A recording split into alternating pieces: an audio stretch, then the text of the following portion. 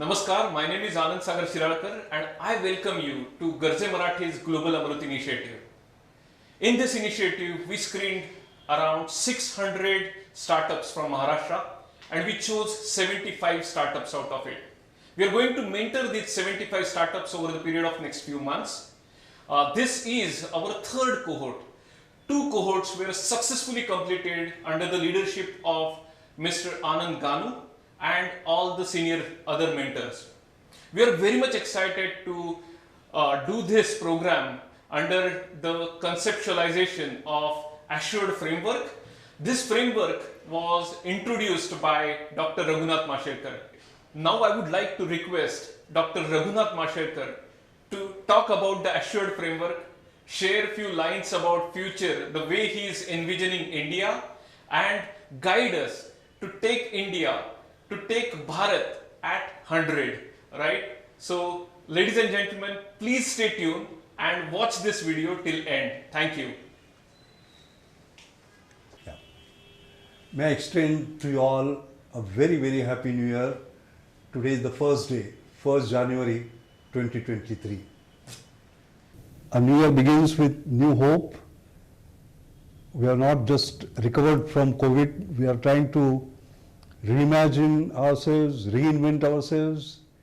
The whole world is in that process, and I do hope for all of you and your beloved family, it will turn out to be a very happy year, a joyful year, and year full of prosperity, but most importantly, peace and tranquility, because that's what the world needs today.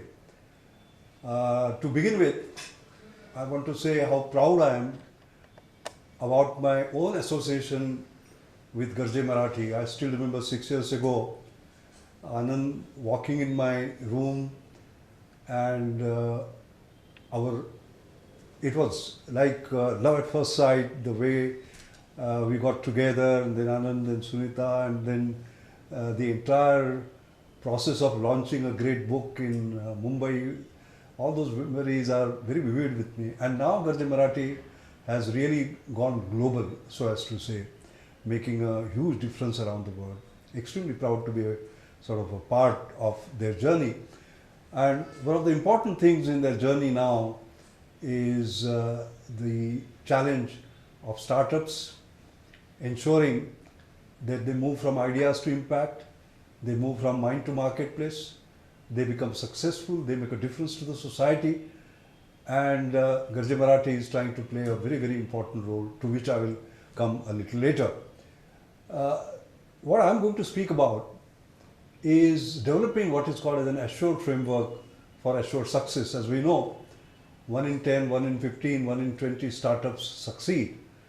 How do we increase the possibility of their success? How do we assure a success?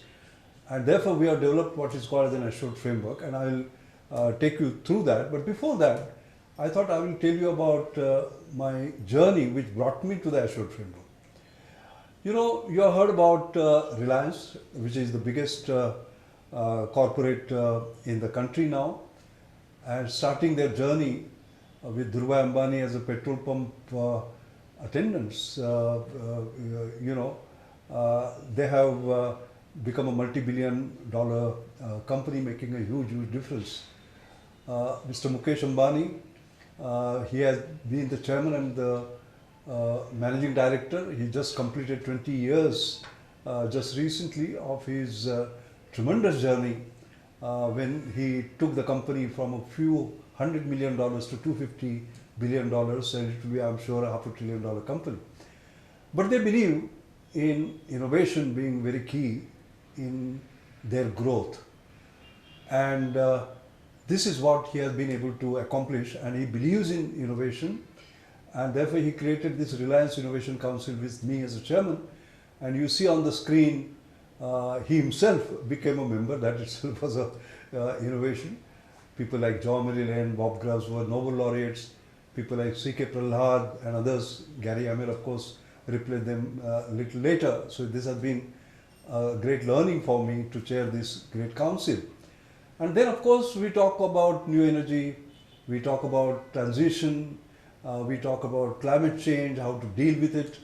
And in that space, they are making big forays with multi-billion-dollar investments, creating gigafactories, and this Reliance New Energy Council has been created with me as a chairman, and you can see some of the who's who of the world in that council.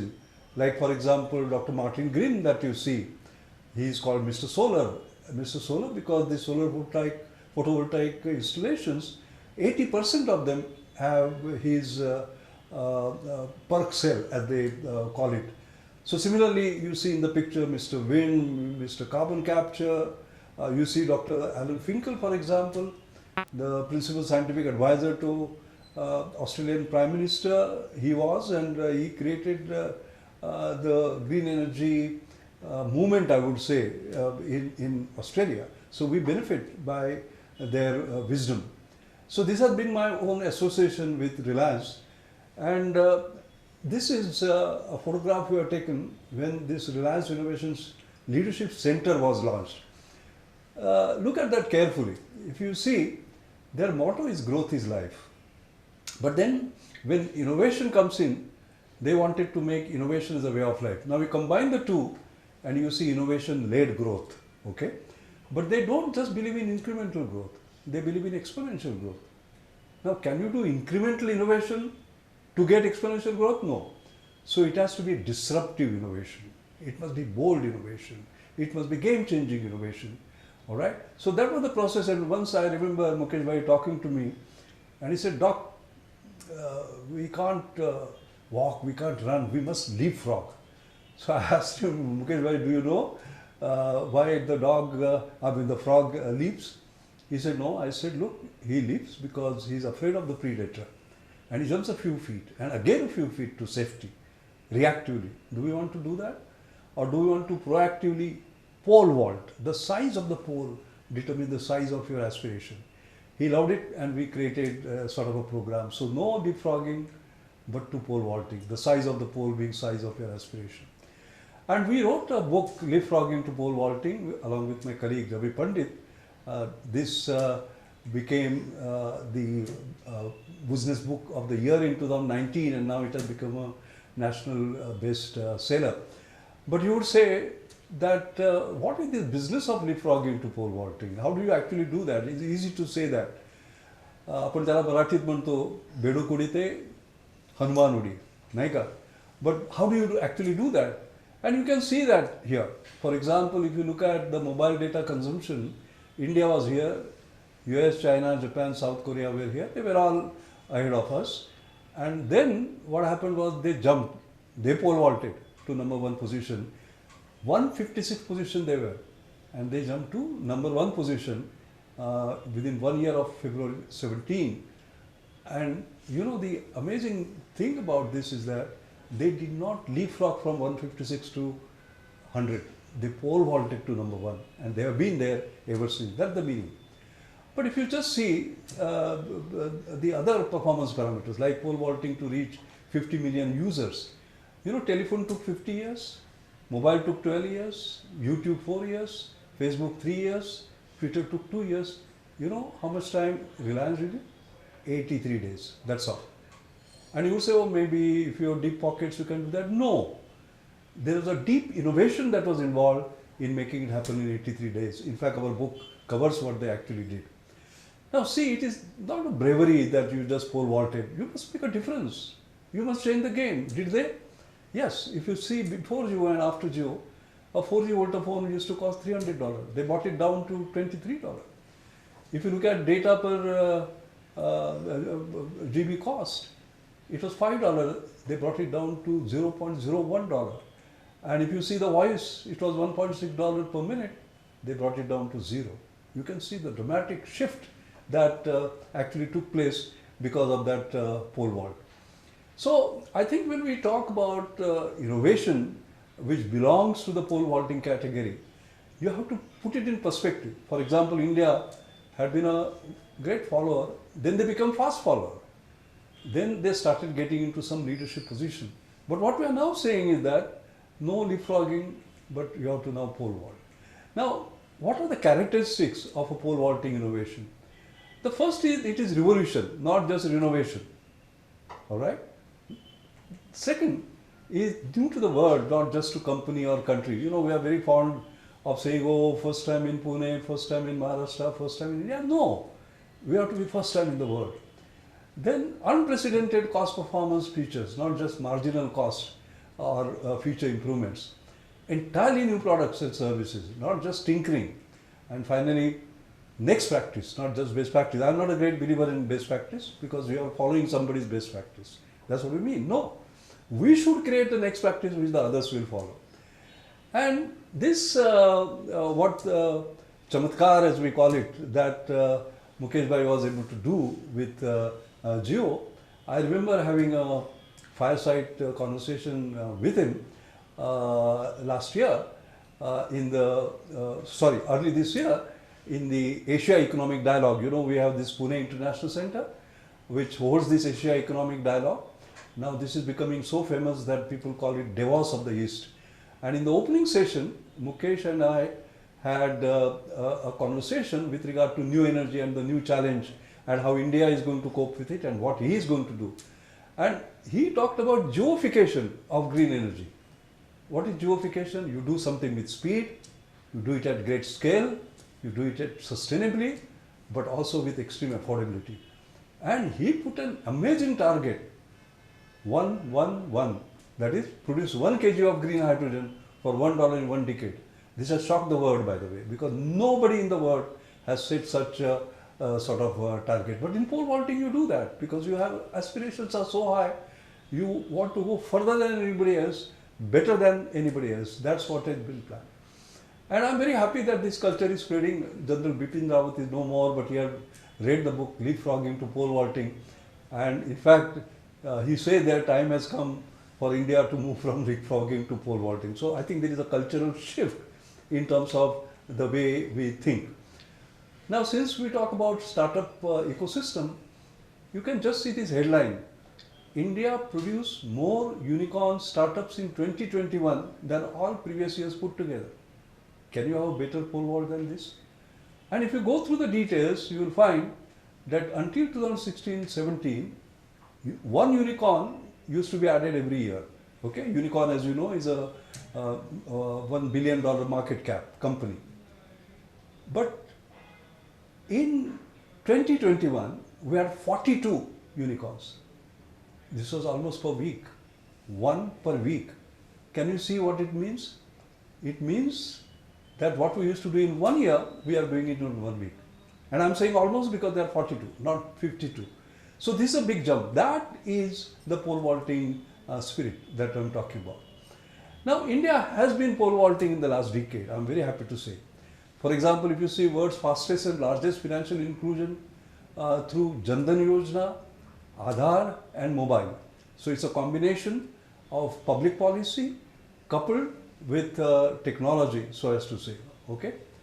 And you can see now almost 500 million sort of accounts, financial accounts were sort of opened up. In fact, there is a Guinness Book of Record certificate that has been given for finance, the largest financial inclusion, and you can see the fantastic difference it made during COVID time, for example. Otherwise, how would the money reach the poorest of the poor?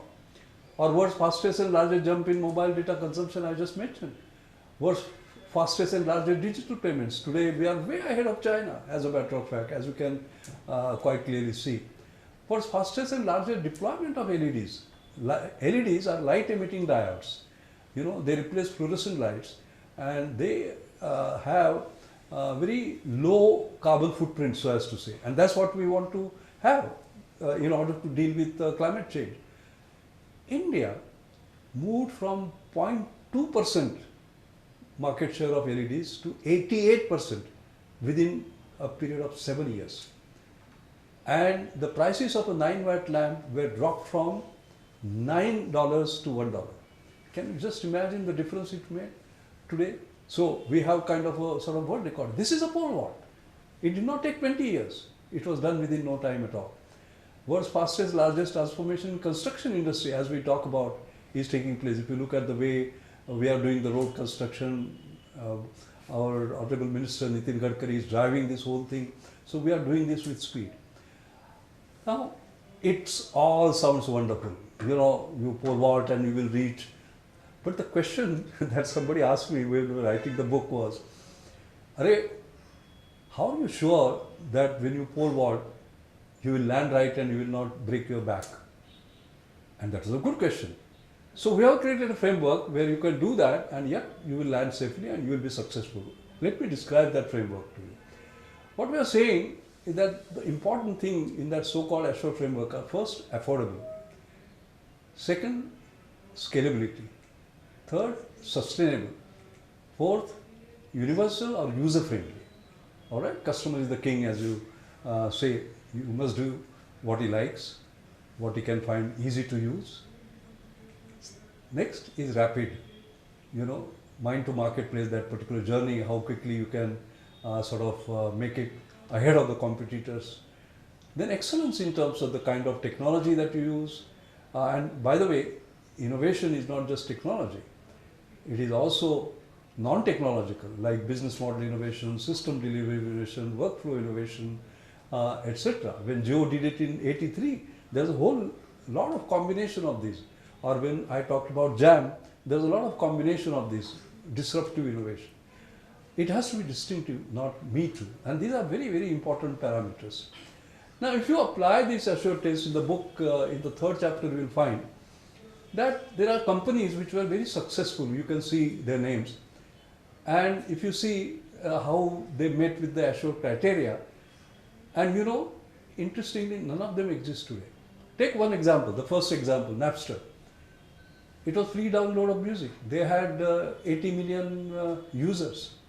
80 million came down to zero. Why? As I said, sustainability, it has 4 components. The first component is that it must be a robust business. All right, the business models must be perfect. You can't depend upon, let's say, subsidies. The second is that they must be, society must accept, they must be environmentally green and so on. So what happened was that when it came to society, the Society of Musicians said that you know, you can't download my music free, and they came from 80 million to zero. BlackBerry, some of us have used it who are old enough, young people will not know about it. They were the market leaders. But what happened? When new technologies came, they were still behaving themselves like an email machine for business. Whereas the technologies, you know, touch technology came, they were still on the keyboard and the rest of it, etc. And it was no more user-friendly, no more distinctive, and they vanished. And I can go on as a matter of fact. So I think the main point is that A.S.S.U.R.E.D matrix is a great test, but once A.S.S.U.R.E.D, you are not always A.S.S.U.R.E.D. That's the important part. When did I get into this? You know, when Honorable Prime Minister Narendra Modi ji created this mission on Swachh Bharat, we actually wanted to make sure that we get the best technologies from around the world in drinking water and sanitation. And therefore, there was a committee which was created under my chairmanship, and that particular committee was supposed to ensure that we get the best. Now, I didn't want to do some hand-waving and on the perception basis say this looks like a good technology, that looks like a good technology. So we created the A.S.S.U.R.E.D framework.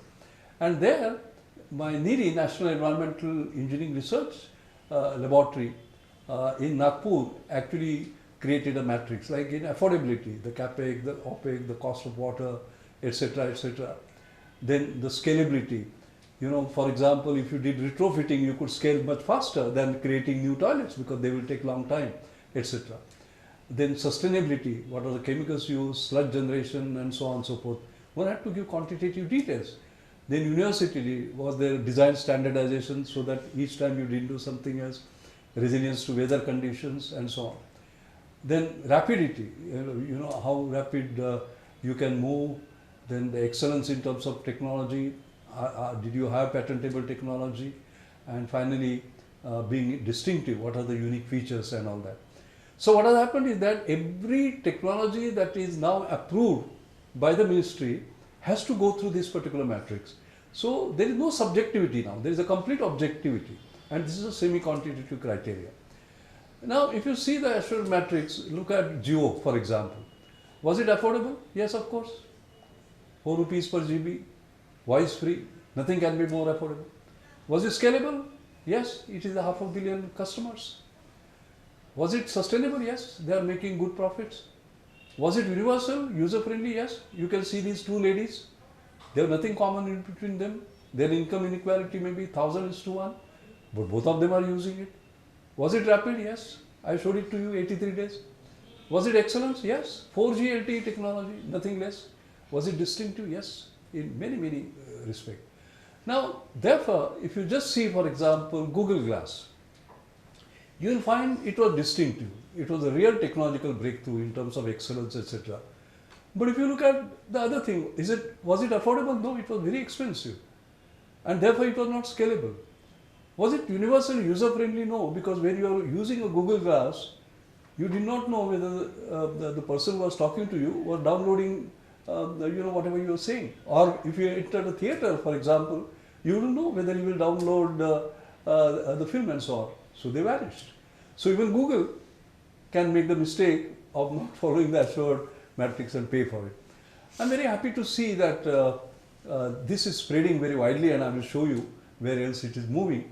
So, for example, Bombay Management Association now has created A.S.S.U.R.E.D Enterprise of the Year Award. Okay, and the first one we created a decision support matrix. I'm very proud of the Reliance Innovation Leadership Center. We have outstanding young people here, and they have been developing these screens.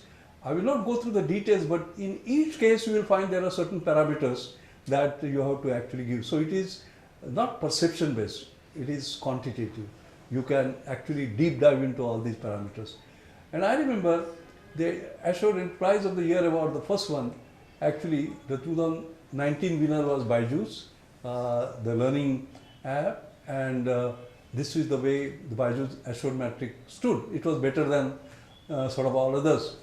But can you see, in some cases it is doing very well, but in some cases this spider diagram shows that they were not so strong. And the valuations, of course, thanks to COVID, from $8 billion it jumped to $23 billion. So we all celebrated that our choice was absolutely right. But here is the but. As I said, once assured, not always assured. Byju is not doing so well now. In fact, the startup superstar has gone from hero to zero rather rapidly. That's exaggeration, it is not exactly that. But will the picture be somewhat different? And these are the kind of headlines. The learning platform allegedly took advantage of parents' concern for their children, and loss after loss, parents detail how Byju pushed them, etc., etc. This may be perception. I don't worry about that. But the point is that they are having a slope which is not upwards but which is downwards. So once assured is not always assured. That's the point I'm trying to make. Zerodha, we did the assured sort of evaluation, and you can see on affordability, scalability, sustainability how they scored on each of these, and we had of course deep dived into all of these individual parameters. The reason I'm talking about this is that when you are using the A.S.S.U.R.E.D matrix, this is the detail to which one will have to go, just as Garje Marathi is doing now in creating the first screening. And the winner was Zoho. This is a SaaS provider serving business needs of sales, finance, communication, marketing functions, and see what a fantastic score it has had on sort of many counts. But it has to watch out, because as I said, once assured, not always assured. Coming home, in my mother's name, I have created a Anjani Mashelkar Inclusive Innovation Award. This is my mother. And we have very esteemed juries, by the way, like from corporate world, from scientists, and a whole range of people that you see here on the screen. I will not go through the names. And this year's award, for example, was won by an individual whose innovation will actually astound you. And what he does is that he finds the lung health, because normally for lung health you require a spirometer costing 1 lakh. Here he is saying no hardware required, because all that you do is to cuff into a smartphone which is where his technology operates with artificial intelligence. So no hardware needed, whatever you have. Secondly, 1500 rupees are needed per assessment. This is done just for 1 rupee. And the results, normally this complex machine takes about 90 minutes because you also require interpretation by technical experts. Here it is instant. You can see the best practice to next practice that I talked about, the pole vault, and you can see what difference it is actually going to make. So when we look at SALSIC, this is the assured innovation. Affordable, yes, 1 rupee. Scalable, yes, entirely, because this is the easiest thing to do. Sustainable, universal. In terms of moving, however, they are moved a little slowly because now this has to be accepted by the community because they are used to sort of other excellence. Yes, they have top class AI software and they are very, very sort of distinctive. So these have been all our past winners, and I can assure you that they meet assured criteria when they were given the award and even today. And one of the awardees, you can see, you know, when COVID was rampant, I created an additional award for startups which had done something for tackling COVID. And here was Mudit Dandavate, who created a continuous contact-free vitals monitor with remote monitoring capabilities, which was 20 times cheaper than products used in ICU. And you just slip that IoT sensor-based thing under your mattress, and 7 of your parameters would be measured with 98.4% medical accuracy. You can see what difference sort of it could make. And you can see this is how it was saving lives. And because there was a AI software, it actually could notice sudden surge in one of the vital signals, and then the doctors will immediately rush to him, etc. Not the 4-hour meetings of the nurse, but a continuous monitoring, and this has spread all over the country now, bringing so many attendant benefits. And I'm very happy to say this is news on December 22. Dozy has now received US clearance for its vital sign measurement technology. And I'm very happy to say that CDC of UK has ordered 5,000 of doses which are going to go to the developing world. You can see what difference it is going to make. And if you see now in the assured framework, is it affordable? Yes. It's very cheap as a matter of fact. Scalable? Yes. It is going all over. Sustainable, universal, user-friendly? Yes. It has moved very rapidly. It has used excellence in terms of technology. It is distinctive. But it will have to be still cautious because now other technologies will come up which may be more affordable, which will be more user-friendly, which may have something else, and so on and so forth. So that's why I said, that's why I'm very happy that in some of the incubators now, the startups are using sort of t-shirts where they say, are you sure you are assured today? You know, that's a wonderful sort of learning for the startups themselves on what they should be continuously looking at. I must also say that you are fully assured it is not just technological innovation, business model innovation, system delivery innovation, workflow innovation, process innovation, organizational innovation, and finally policy innovation. All of them actually matter. It has to be a combination. So when I use the word in A.S.S.U.R.E.D, the excellence, it is not just in technology, it is everything else that we have to start viewing. And I'm very happy of this particular slide because you can see this is now widely being used. It is being used in research institutes, all right? They do technology evaluation, they do benchmarking, they use it as a decision support system, they use it for monitoring.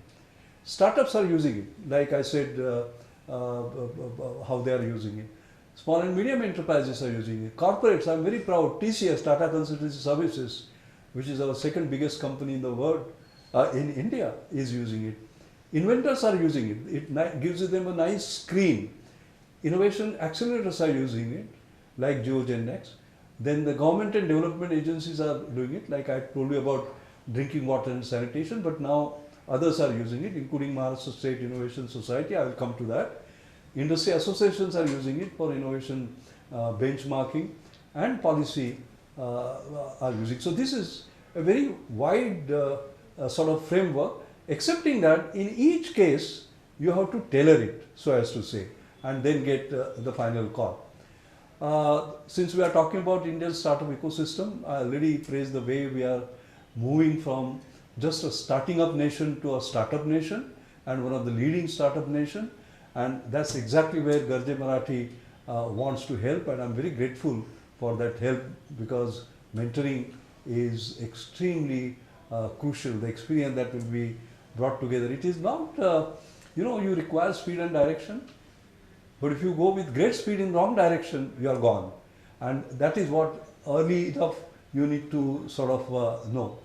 I'm very happy to show you this 16 October photograph, Maharashtra State Startup Week, because what we do there is that the winners from hundreds and thousands,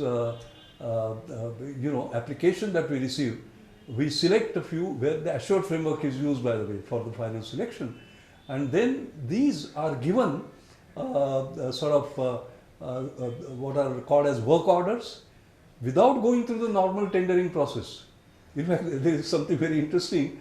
I remember when we introduced this scheme, I had said that startup is a startup, and therefore in the normal tendering process you will ask them for years of experience.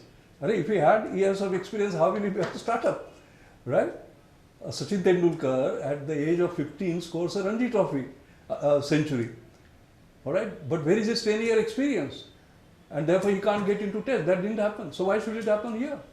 So this is a very bold one, and I'm very happy to see, for example, right here in Pune, a startup who had developed a drone which could clean water surfaces got from PCMC, Pune Chinchwad Municipal Corporation, an order without going through the normal tendering process. He did a fantastic job here. You know what the rivers are in Pune after Ganesh Chaturthi and all that. And then he got other orders, Today he has become one of the biggest surveillance equipment supplier to the army. Can you just imagine if this talent, technology and trust, as I always say, it was not given. So this is what Maharashtra State Innovation Society is doing, and that is where Garje Marathi's help will be most welcome. And this is what the Maharashtra State Innovation Society, it has become a global nodal government agency to boost innovation-driven entrepreneurship. Here are some of the indicators that we have, and it is not just giving the workflow orders, but it's also promoting it in many other ways that it's doing. And I'm delighted to see the kind of partnerships that we are talking about. Garje Marathi Global and this virtual mentorship program. In fact, Anand and Sunita will remember that when we launched the very first book, I looked at all the galaxy that was sitting on the dais and I said, we require a mentorship, basically. And I'm very delighted that that is actually going to be sort of practice. And who knows, the next unicorns might come from Garje Marathi's great mentorship to these young people. I forgot to tell you that when I said that we are having unicorns per week and so on and so forth, I had done an analysis of where do they come from. Do they all come from Tier 1 cities? Do they all come from elite institutions like IIT Bombay? No. 50% of them, I'm very proud to say, came from Tier 3 cities, Tier 2 cities. Some of them were dropouts. This is democratization of opportunity. This is democratization of wealth. Can you imagine the son of a farmer, a poor farmer, at the age of 26, 27, having a market cap, a startup market cap of $1 billion? That is the new India that is changing. And that is where I'm very, very happy to see that we are actually tackling that particular part. Last point I want to make is that we have been talking about India at 75. People are not talking about Bharat at 75. Bharat at 75 lives in villages, 70%. Bharat at 75 lives in slums, 17%. We have to look at that. We talk about India at 100. If Bharat at 100 remains behind, like Bharat at 75 remained, we can't. So there has to be a vision for that. It must be santulit, a balanced one, where I imagine class, caste, can we get rid of it and create a classless, inclusive, liberal society which balances economics, environment and equity.